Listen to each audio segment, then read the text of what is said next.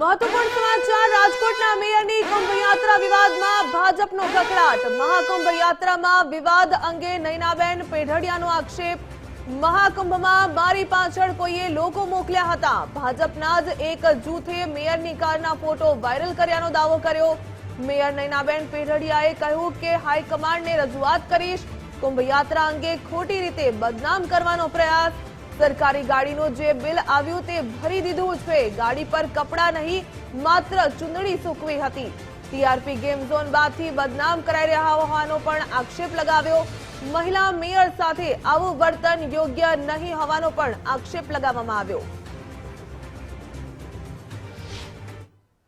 પ્રયાગરાજથી રાજકોટના મેયર નયનાબેન રાજકોટ આવી પહોંચ્યા છે। સીધા તેઓની સાથે જ વાત કરશું, તેઓનું શું કહેવું છે। બેન, પ્રયાગરાજ જઈને આવ્યા છો, જે વિવાદ વકર્યો હતો, શું કહો છો?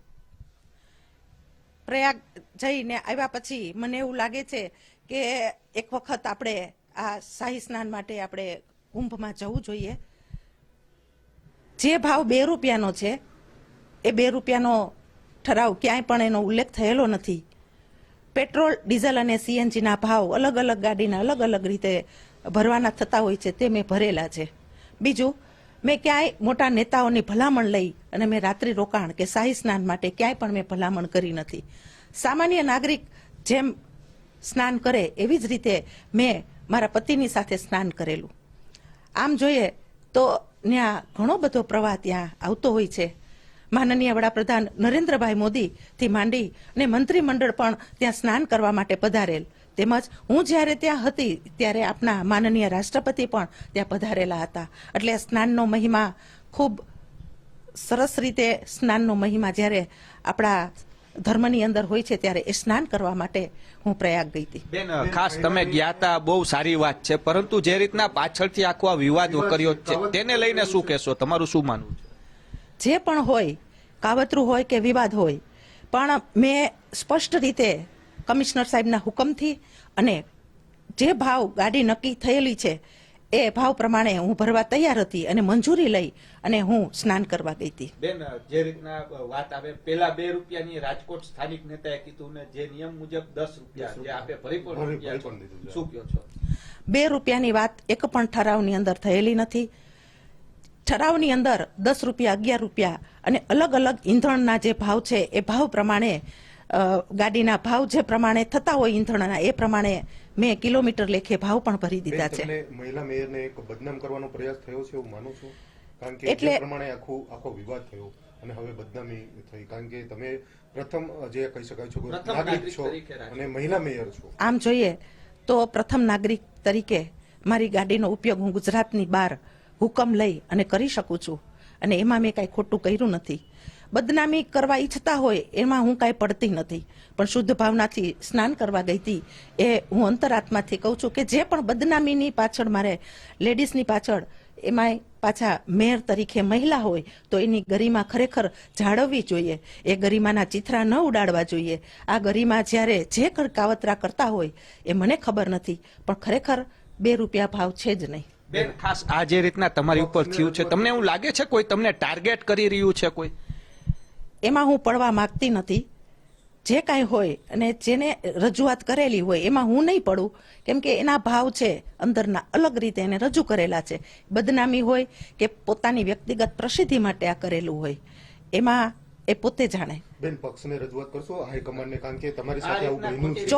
ચોક્કસ હાઈકમાન્ડને રજૂઆત કરવી ખૂબ જરૂરી છે, કેમ કે મહિલા તરીકે મેયર કરતા એક મહિલા તરીકે રાજકીય ક્ષેત્રની અંદર ઉચ્ચ હોદ્દા ઉપર હોય એની ગરિમા જળવાણી નથી। સતત ને સતત ટીઆરપી ગેમ ઝોનથી લઈને અત્યાર સુધી શું અપમાન જ સહન કરવાના હતા? મારી કોઈ એવી ભૂમિકા નથી કે મારા રાજકોટને કે મારા પક્ષને મેં નુકસાન કરેલું હોય। બેન, એવું લાગે છે પક્ષના જ કોઈ લોકો છે કે આપને હેરાન કરવાના પાછલા દરવાજેથી પ્રયાસ કરી રહ્યા છે? આમાં હું પડવા માંગતી નથી। જે કાંઈ પણ હોય એ હું સ્પષ્ટ રીતે કઈ પણ નામ નથી કે હું કોઈના સ્પષ્ટ રીતે હું કહી નહીં શકું કે કોઈ મારા હરીફ હોય તો હું સ્પષ્ટ રીતે કહી નહીં શકું, એટલે આમાં હું પડવા માંગતી નથી।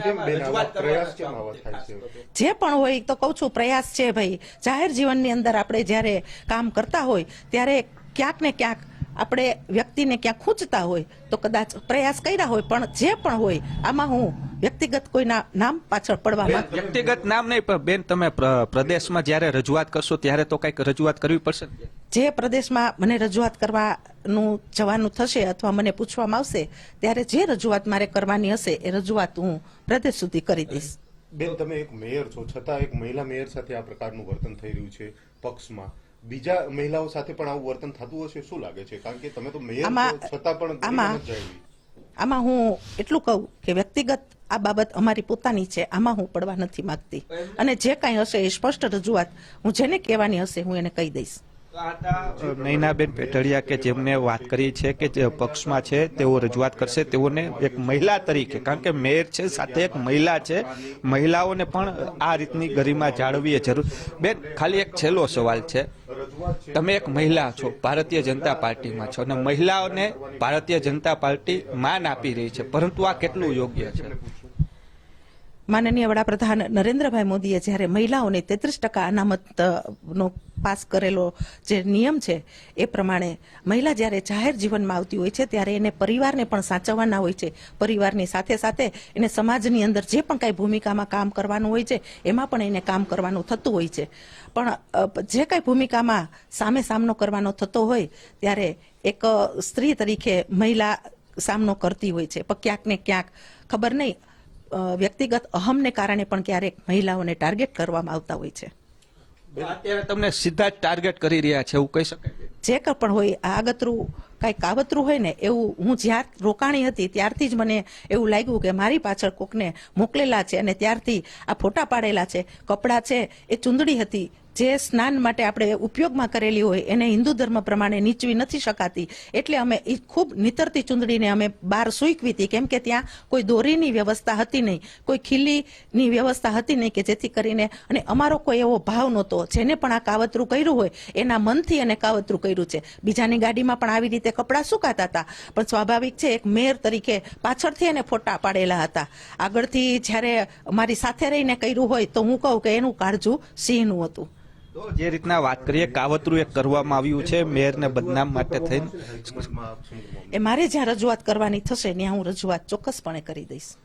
હાઈકમાન્ડ સુધી આ સમગ્ર મામલે છે તે રજૂઆત કરવામાં આવશે, કારણ કે જે રીતના મહિલાને ભાજપની અંદર એક સ્થાન સારું આપવામાં છે, પરંતુ મહિલા મેયર છે તેમની પાછળથી જે કાવતરું રચવામાં આવ્યું છે અને આ સમગ્ર મામલે પ્રદેશ સુધી છે તેમની રજૂઆત છે તે પણ કરવામાં આવશે.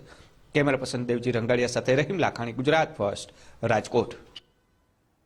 રાજકોટથી સંવાદદાતા રહીમ લાખાણી પણ જોડાઈ ગયા છે. રહીમ, નૈનાબેન પેઢડિયાએ જે આક્ષેપ લગાવ્યા કે મારી પાછળ કોઈ પડ્યું છે, વ્યક્તિગત અહમ સંતોષવા માટે ક્યાંક ને ક્યાંક ટાર્ગેટ કરવામાં આવ્યા.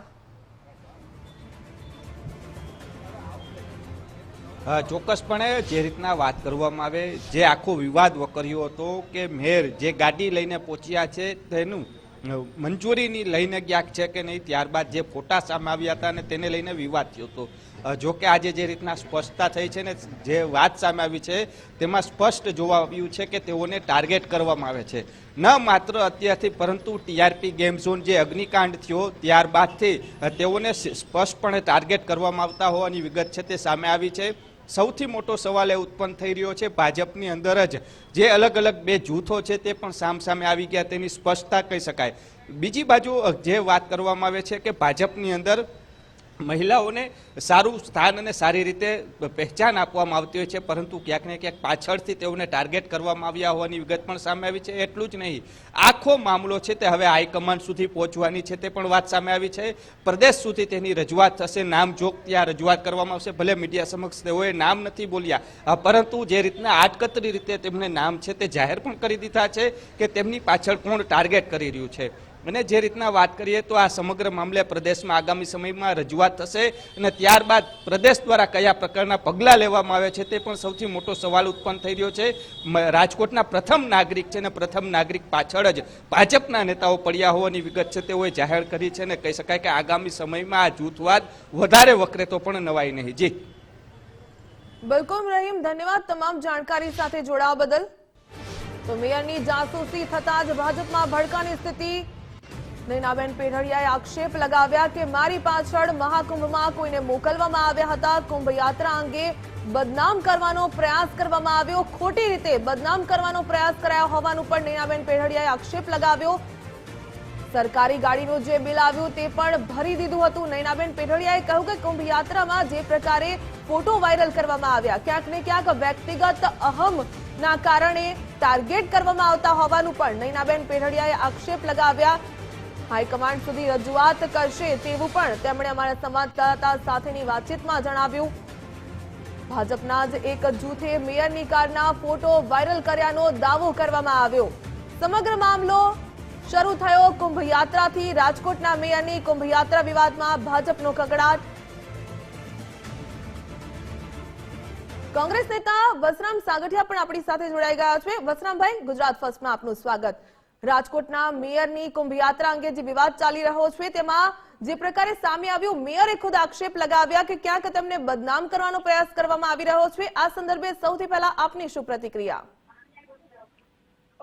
મેડમ, જયારે મેયર શ્રીના લેડીઝના કપડા ત્યાં સુકાતા હતા એના ગાડી ઉપર, એટલે એને પ્રેસ વાળાએ જાહેર કર્યું, એટલે ફરજિયાત સ્ટેન્ડિંગ કમિટીના ચેરમેનને પૂછવામાં આવ્યું।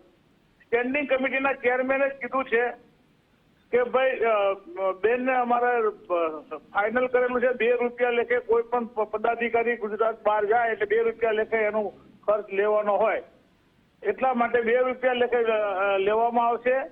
બીજા નંબરમાં એમને જ્યાં કપડા જે સૂકવ્યા એ ગાદી ઉપર ન સૂકવવા જોઈએ, સ્ટેન્ડિંગ કમિટીના ચેરમેન જે બોલ્યા હતા એ સાચું બોલ્યા છે, એમાં બદનામ કરવાનો સવાલ કે એમને એવું ન કરવું જોઈએ। પણ વસરામભાઈ, નૈનાબેને તો ક્લેરિફિકેશન પણ આપ્યું કે જે બિલ હતું સરકારી બિલ એ ભરી દેવામાં આવ્યું અને કોઈ કપડા નહોતા સુકવવામાં આવ્યા, એ ચૂંટણી હતી એ સુકવવામાં આવી હતી।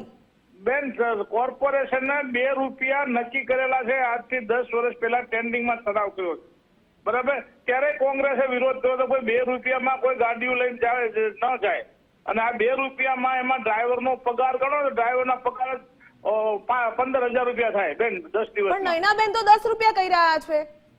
ક્યાં 10? આ 2 રૂપિયા લેખે ઠરાવ છે, 2 રૂપિયા લેખે ચૂકવું છું એવું સ્ટેન્ડિંગ ચેરમેને કીધેલું છે, અમને નથી કીધું, સ્ટેન્ડિંગ ચેરમેન બોલ્યા।